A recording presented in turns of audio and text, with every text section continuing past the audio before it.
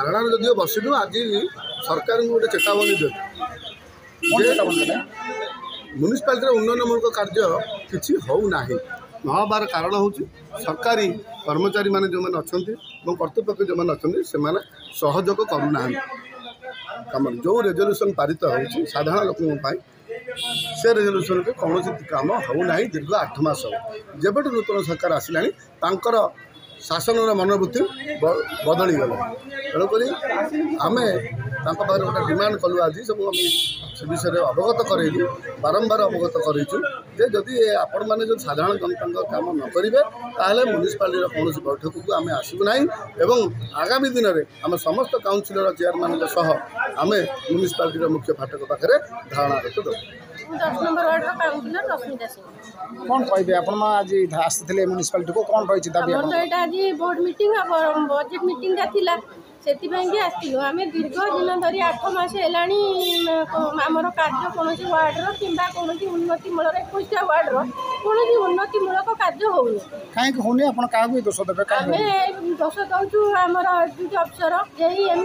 करवा कथा ना कागज पत्र कम से किसी करना ऑफिस स्टाफ को मन मानी ऑफिस स्टाफ भावुँ आम जहाँ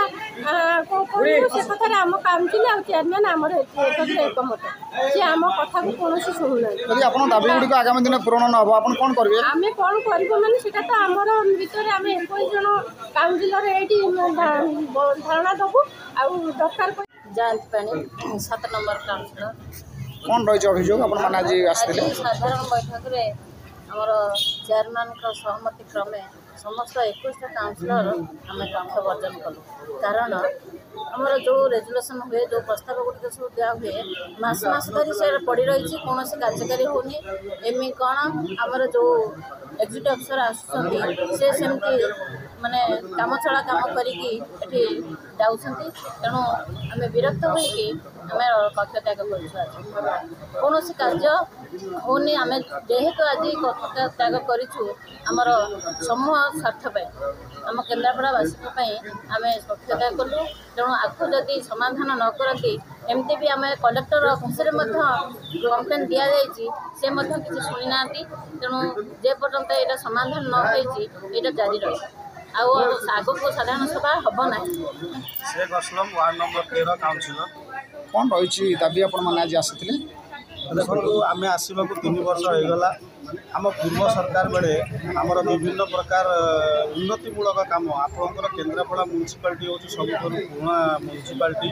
आम जिते बोर्ड को आसिलु आम देखिलु विभिन्न प्रकार समस्या आम म्यूनिसिपालिटी रही विशेषकर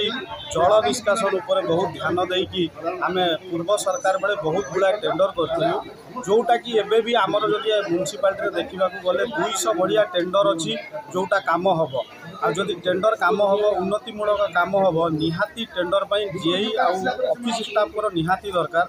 8 मास होगला आम सरकार को जनइलु विधायक को जनइलु कलेक्टर को जनइलु चेयरमैन कहले 5 थर जे आप जीई नदेले आम काम करूँ तो ये गोटे एमतिया सिस्टम हो जाए आम ए मीटिंग रेजुलेसन करूँ आर मीटिंग आसिक ध्रुवीकरण करके कागज रहीगला कम हो पारुनी जदि कम न हो पारुछि लोक जिते आमको निर्वाचित कर पठे लोकों समस्या आनी कहूँ वर्षा दिन आसला आगू आउ 4 मास पर वर्षा आसब पानी निष्कासन व्यवस्था केमती हम आपणकर ड्रेन काम चली ड्रेन रे बहुत परिमाण में मशा अड़िया गरदा सब बढ़ी रोचे तो विभिन्न प्रकार समस्या नहीं कि आम म्यूनिसिपालिटी आसिले आमको सरकारी कर्मचारी बिल्कुल साहाय्य करूना जो आज आम निजको असहाय भाविकी पक्षता करूँ जदि आमर ये कथा को आगे से समाधान न कले आम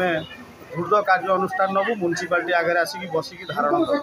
सर कौन कह आज विभिन्न काउंसिलर मैंने आप ऑफिस को आसते कौन दाबी रही कहते दाबी गुड़ पूरण होनी कम किसी होनी मनमुखी चली कौन कह तो ए रिसेंटली जॉइन कर म्यूनिसिपालिटी जहाँ जहाँ दाबी अच्छी निश्चय दृष्टि दे समस्या समाधान करने चेष्टा सर विभिन्न समय विभिन्न दाबी रोचे कहते एक्जिक्यूटिव अफसर पर एक्जिक्यूटिव अफसर आसुँच बदली होती जे पौराध्यक्ष रही से दाबी पत्र दौरान जिलापाल दौरान कि पूरण होनी दाबी जहाँ दाबी अच्छी मुझे रिसेंटली जॉइन कर पूर्व कौन होता से विषय अवगत हो निश्चित भाव दाबी प्रति सम्मान जन ସମାଧାନ କରିବା ପାଇଁ ଚେଷ୍ଟା କାଉନସିଲର ମାନେ କହୁଛନ୍ତି ବିଭିନ୍ନ ରାସ୍ତା କଡ଼ରେ ଅଳିଆ ଗଦା ଗଦା ପଡ଼ି ରହୁଛି, ସଫା ହେଉନି, ଡଷ୍ଟବିନ୍ ନାହିଁ। ନିଶ୍ଚିତ ଭାବରେ ମୁଁ ତାକୁ ଦୃଷ୍ଟି ଦେବି। ସାନିଟେସନ ଯାହା ଯାହା ସମସ୍ୟା ଅଛି ମୁଁ ତାକୁ ଗୁରୁତ୍ୱ ଦେଇ ସେ ସମସ୍ୟାର ସମାଧାନ କରିବି। ରାସ୍ତାଘାଟର ସମସ୍ୟାଠୁ ଅଳିଆ ଡଷ୍ଟବିନ୍ ଏଗୁଡ଼ା ସବୁ କେତେ ହେଉନି, ସମାଧାନ ହେଉନି, କ'ଣ ଆପଣ ପଦକ୍ଷେପ ନେବେ? ଆପଣ ଆସିଲା ଦିନରୁ କ'ଣ କି ପ୍ରକାର ପଦକ୍ଷେପ ନେଲେ? ମୁଁ ତ ଏଇ ମ୍ୟୁନିସିପାଲିଟିରେ 10ରୁ 15 ଦିନ ହେଲାଣି ଜଏନ୍ କରିଛି, ତେଣୁ ମୁଁ ନିଶ୍ଚିତ ଭାବରେ ସମସ୍ୟା ଯେହେତୁ ଆମର ସାନିଟେସନ ବଡ଼ ସମସ୍ୟା ତା ଉପରେ ଦୃଷ୍ଟି ଦେଇ ସେ ସମସ୍ୟାର ସମାଧାନ କରିବି।